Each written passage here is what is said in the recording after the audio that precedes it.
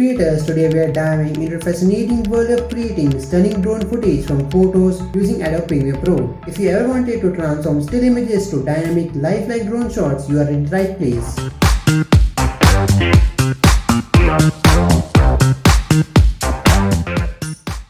So we are back in the interface of Adobe Premiere Pro, and today we created fake drone shots from a still photo. So firstly select the layer and just go to effects, and if you don't find the effects panel, just go to Windows and you can activate from here. So just go to effects and type transform effect, and now just drag and drop that effect to a timeline.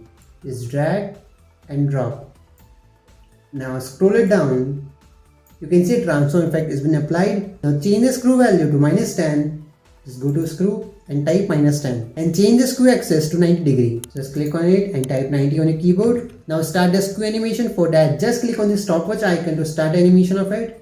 Just single click on this. Now go to the end frame of the image. You know, time indicator the last frame like this. Now change the screw value from -10 to +10. Now bring your time indicator starting. Now bring this slider up. Now just scale it up to around 125%, from 100 to 125, and hit enter. So it's done. Your fake drone footage has been created. So let's play the video.